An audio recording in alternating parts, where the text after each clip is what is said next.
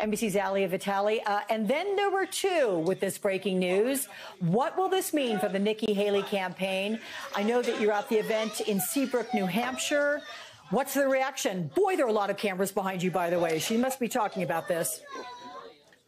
A lot of cameras behind us, but no, this is just the basic coverage for the event because the event is kicking off right now. You're watching a lot of our embeds move their cameras closer to the candidate so that they can maybe try to ask the question that I think all of us are waiting to ask, which is what is your reaction to the fact that Ron DeSantis will be leaving this race? For Nikki Haley, this is something that gives her what she's been asking for. The Haley campaign has been saying that they want it to be a one-on-one race between Haley and Trump. Well, now they've got it officially on paper.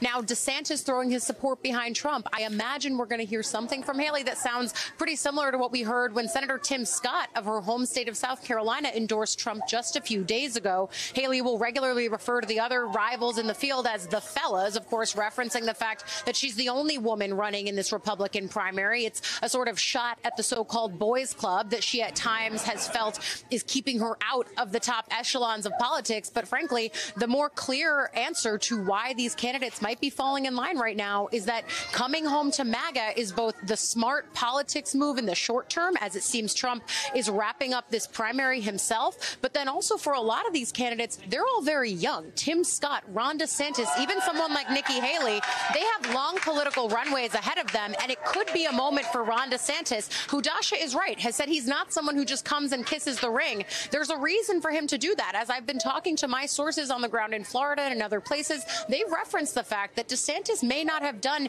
his last presidential run here in 2024, and that this could be a face-saving move as he tries to move forward into whatever the next chapter of his political career is. As for right now, though, we're seeing Nikki Haley continue with this rally, frankly, as usual, not hearing anything out of the corner of my ear right now that sounds like she's reacting to Ron DeSantis. But one of the other things I think, and if you want to listen in, we can.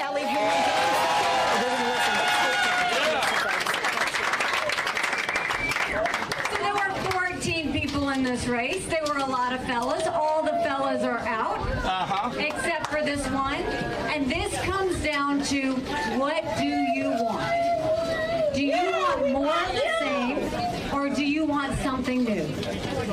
Do you want to go back to a country where they decide who's a good person, who's a bad person, who's the right person, who's the wrong person? Or do you want to come together as Americans and say, you know what? We're going to get inflation down and get our economy back on track. We're going to get our kids reading again and go back to the basics in education. We're going to secure our border once and for all. We're going to bring law and order back to this country, and we are going to have a strong America that we can all be proud of. Yes. That's our goal. That's what we're doing. We've got 2 days until New Hampshire goes to the polls, and we're going to make sure that we fight all the way until the last second. And what the people of New Hampshire should know is when we win the presidency in this country, I will do everything I can to prove to you that you made the right decision. But for now, I'll leave you with this. May the best woman win.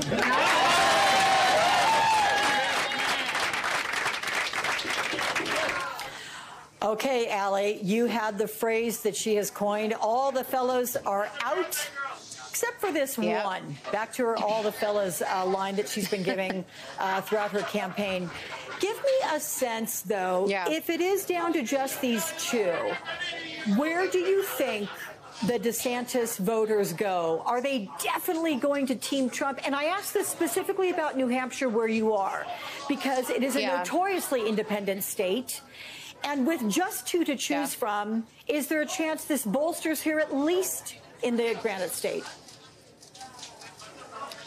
Look, this is a tough state because of the independent streak, but then also a tough state because of the polling. When you have this many independents who may or may not play in a Republican primary, it makes it hard to forecast who could be coming out. Yes, the trend lines show that former President Donald Trump is leading the pack overall, and especially among registered Republicans. For Haley, what makes it such fertile ground is the way that more independent voters can actually play here, because they may not be as wedded to the MAGA faithful ideology as some Trump voters that we often talk to. But because this DeSantis news had really been percolating and we had all been reporting on it for most of the afternoon, I was able to ask some of my Haley World sources if they thought that there was a clear shift based on DeSantis dropping out here. Would that immediately benefit Trump? Would it benefit them?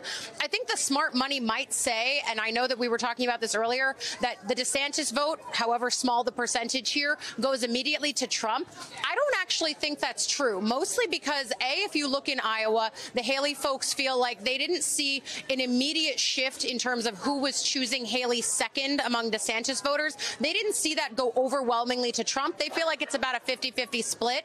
Maybe so, especially because anecdotally on the ground here, voters who I've met who are coming to Haley events and maybe aren't decided have said, well, I just want to make sure I'm voting for someone that's not Trump. And the not Trump part is what could earn her some of those DeSantis voters in the end here.